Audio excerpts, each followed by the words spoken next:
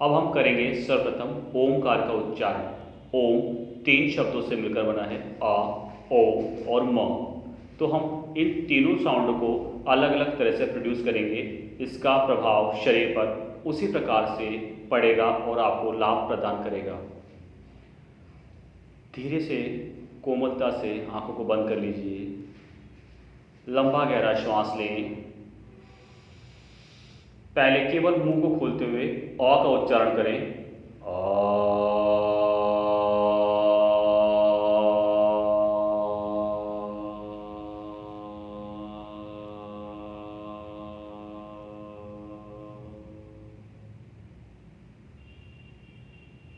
पुनः लंबा गहरा श्वास लें। अब केवल ओ का उच्चारण करेंगे।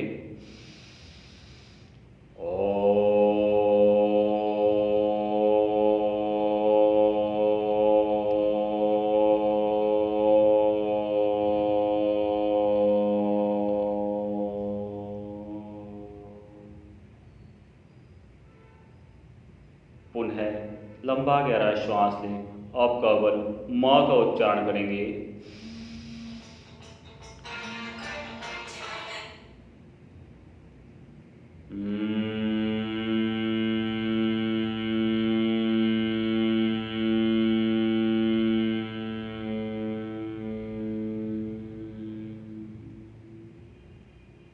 अब इन तीनों को हम एक साथ करेंगे।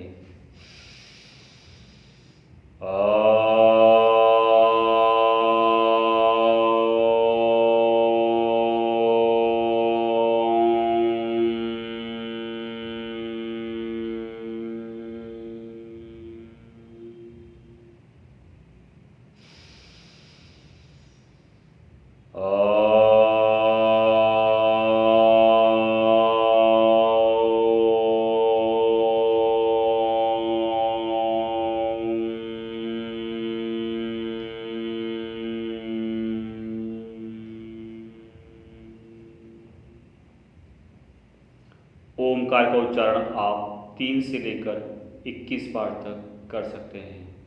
अब हम करेंगे कुछ प्राणायाम। जो साधक किसी भी कारण से आसन नहीं कर सकते हैं या डॉक्टर के द्वारा उन आसनों को करने के लिए मना किया गया है, वो प्राणायाम को कर कर पूरा लाभ प्राप्त कर सकते हैं।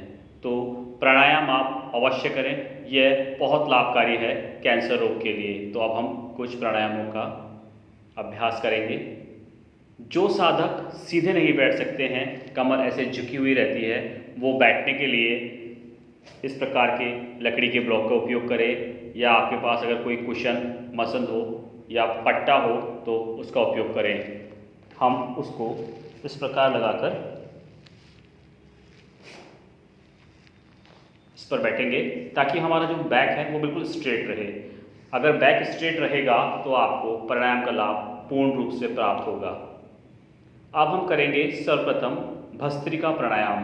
भस्त्रिका प्राणायाम के लिए आप दोनों हाथों को ऊपर ले जाएं। श्वास भरते हुए दोनों हाथों को नीचे लाएं, चेस्ट को पूरा फुलाएं। श्वास खाली करते हुए दोनों हाथों को वापस ऊपर ले जाएं।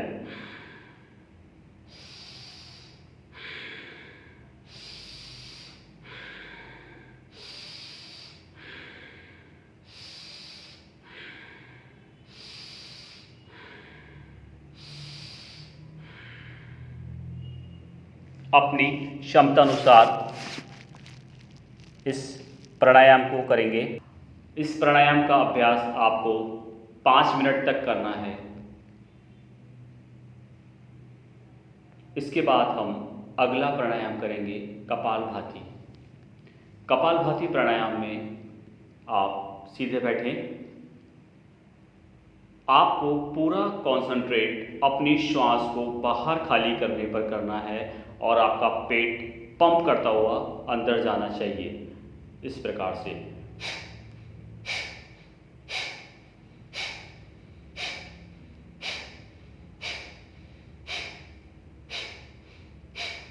आपको सांस लेने का प्रयास नहीं करना है, वह स्वतः ही अंदर चला जाता है। आपका पूरा कंसंट्रेट सिर्फ श्वास को बाहर खाली करने पर होना चाहिए।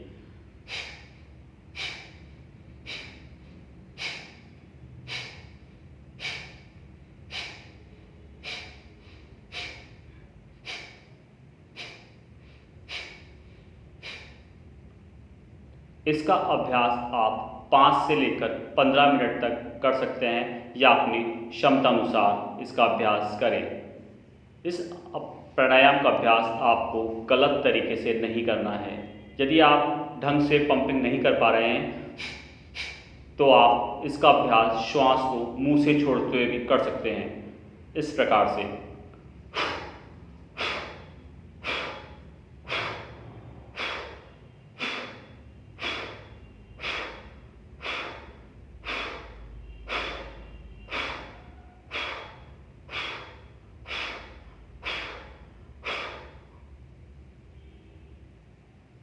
प्राणायाम का अभ्यास करने के बाद श्वास की गति को सामान्य करने का प्रयास करें।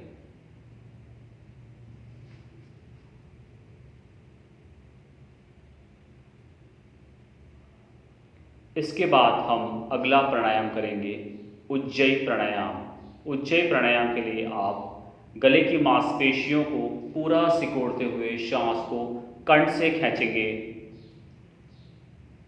लंबा गहरा श्वास लें।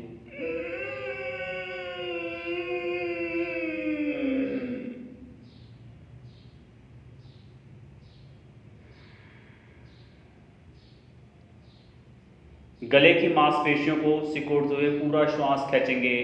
कुछ देर के लिए उस श्वास को होल्ड करेंगे और पुनः नाक से वापस छोड़ देंगे। एक बार फिर हम इसका अभ्यास करके बताते हैं।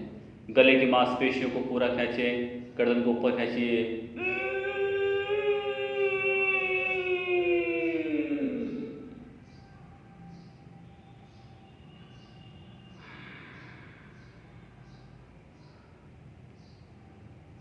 उज्जयी का अभ्यास आप 3 से लेकर 5 बार तक करें या अपनी क्षमता अनुसार आप इसको बढ़ा सकते हैं। इसके बाद हम करेंगे अनुलोम विलोम प्राणायाम। यह कैंसर रोग में सबसे लाभकारी प्राणायाम है। इसके लिए हम नासिका मुद्रा बनाएंगे। नासिका मुद्रा के लिए आप फर्स्ट और सेकंड फिंगर को अंदर बैंड कर लीजिए। अंगूठे से अपने राइट नोस्ट्रल को बंद करेंगे, लेफ्ट नोस्ट्रल से सांस लेंगे। अब दोनों नोस्ट्रल को बंद करें, कुछ देर श्वास को रोकें और फिर दाएं नोस्ट्रल से श्वास को खाली कर दें। श्वास को पूर्ण रूप से खाली करने के बाद वापस दाईं साइड से ही श्वास को लेंगे।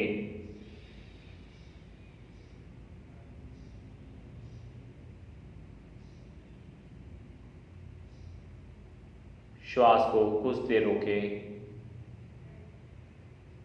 और फिर बाएं नोस्ट्रल से श्वास को खाली करें।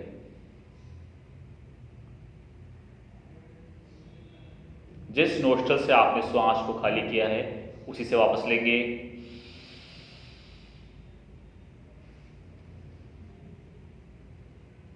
और अपोजिट से छोड़ेंगे।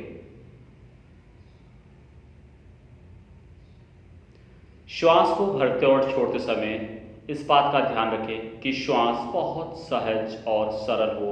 श्वास की आवाज़ सिर्फ आपको स्वयं को ही महसूस हो।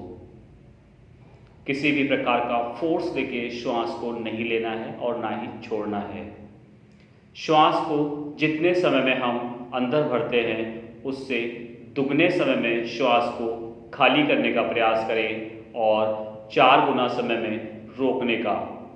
श्वास को लेने, रोकने और छोड़ने का जो रेशो होता है वो 1:4:2 का होता है। अर्थात यदि आप 1 सेकंड में श्वास ले रहे हैं तो 4 सेकंड रोकने का प्रयास करें और 2 सेकंड में खाली करने का प्रयास करें।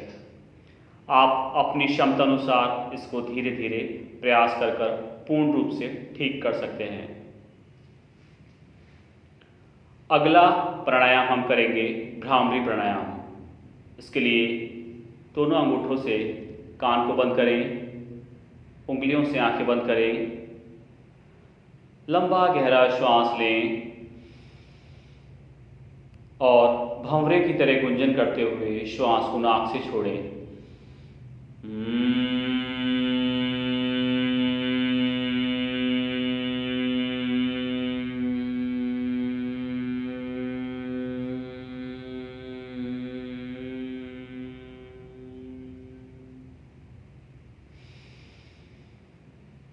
इस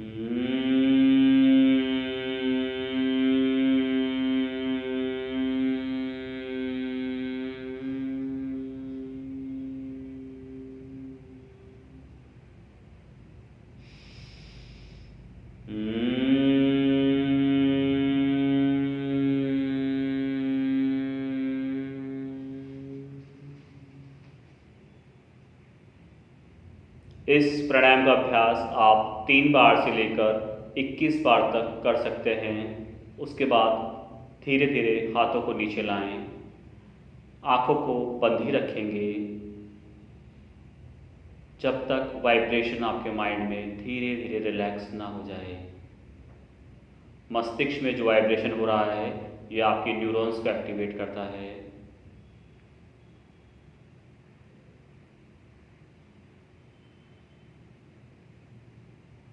ये थे हमारे कैंसर के लिए कुछ लाभकारी आसन और प्राणायाम। अब हम करते हैं आहार की बात कि आप कौन सा भोजन लें जो आपके कैंसर के लिए, रोग को दूर करने के लिए आपके लाभकारी रहेगा।